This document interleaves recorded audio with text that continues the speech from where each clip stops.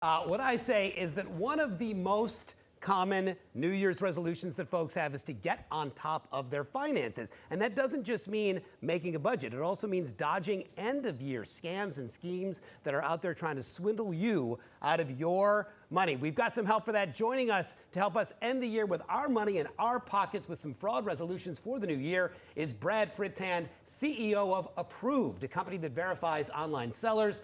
Welcome to New York Living, Brad. This is great, and this is a big topic. I will tell you, when I'm shopping online, I'm super aware, like during the shopping part of the holiday season, of where I put my credit card. But you actually say that there's a lot of post-holiday, post-shopping fraud going on. Can you tell us a little bit about that? What does that mean? Yeah, for sure. So the biggest thing right now is, and the numbers tell it, $12.5 billion in 2024 was lost to e-commerce fraud. So the numbers are massive. By 2029, they expect that to be over $100 billion.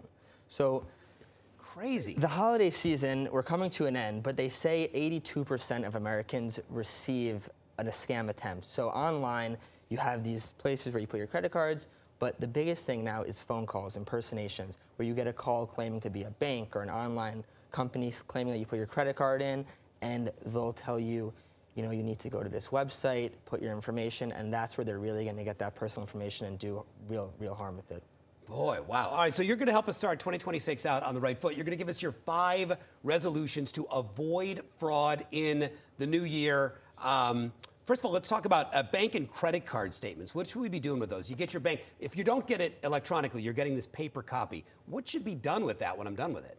Yeah, so what scammers will do is when they get access to your credit card or your debit card on the dark web, they'll do a small test charge. It might be $1, a few cents. They're not going to go for the big home run right away. So what you need to do is set up those alerts for every transaction and check your statements at least once a week to see, okay, is that a charge I don't recognize? And if it is, call your bank and they'll be able to give you the website or the email or phone number. You can confirm that charge.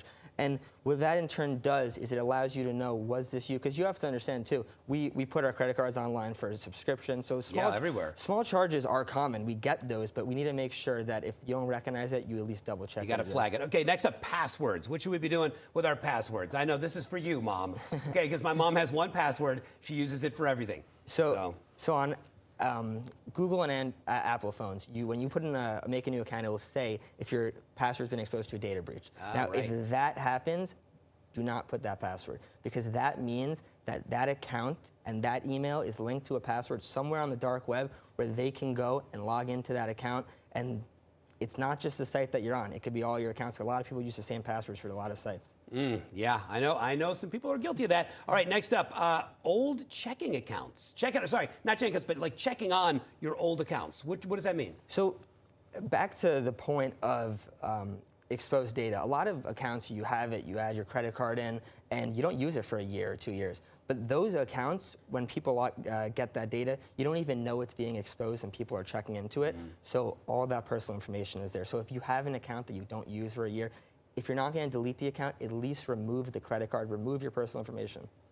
Fourth, create a family code word. What is that and why do we need to do it? Yeah, so impersonation scams. People will call you and they'll claim to be a family member, a kid in danger. So have a family code word so you know you can say to the person on the line, if it is indeed someone in your family, what's the code word? And if they can't give it to you, probably a pretty big red flag. Maybe hang up, call them, see if they answer. Because a lot of times, people don't even think to call the person who's claiming to be on the phone from that number. So that's a big thing there. I tell both of my parents that. I say, if you get a call from anybody in the family, just hang up and call me. Yeah, Let's verify it in person. Last but not least, stop and think. I think you could do this with anything in your life, but why is it going to save us from fraud?